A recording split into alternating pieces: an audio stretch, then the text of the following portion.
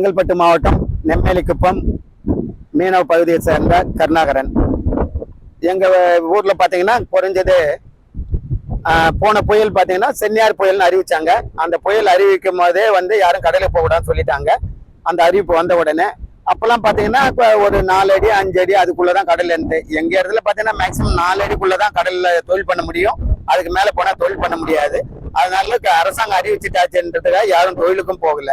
அன்னத்துல இருந்து பாத்தீங்கன்னா இப்போ திடீர்னு இந்த புயல் அறிவிச்சிருக்காங்க. இந்த புயல் அறிவிச்ச பிறகு நேற்று வரைக்கும் கடல் சீற்றம் ஒரு 7 அடி ஹைட்டு தான் இங்க இருந்தது. கடல் நார்மலா தான் இருந்தது. நாங்க கூட இந்த புயல் இங்க வருமோ வராதோ, அரசாங்கம் இப்படி அறிவிச்சிருக்காங்களேன்னு தான் நாங்க பாத்துட்டு இருந்தோம். ஆனா இன்னைக்கு பாத்தீங்கன்னா கடலோட சீற்றம் இன்னைக்கு 10ல இருந்து 15 அடி வரைக்கும் கடல் சீற்றம் ஏறிடுச்சு. நாளைக்கு எப்படி இருக்குன்னு தெரியாது. புயல் இன்னும் நம்மளை நெருங்கவே இல்லை. நம்மளை நெருங்கும் போது இன்னும் இதை விட பலமா இருக்கும்.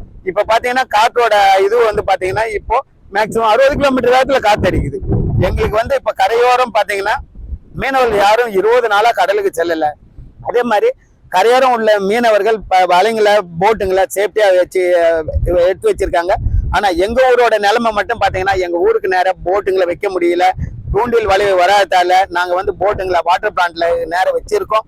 அங்க சேஃப்டி இல்லைன்றது எங்களுக்கு தெரியும். எங்களால முடிஞ்ச அளவுக்கு சேஃப்டி பண்ணி வச்சிருக்கோம். இதுதான் இப்பத்திய நிலவரம். எங்களுக்கு இந்த போட்டுங்களை சேஃப்டியா வைக்கவும் அரசாங்கம் எங்களுக்கு உதவி செய்யணும்னு கேட்டுக்கொள்கிறோம்.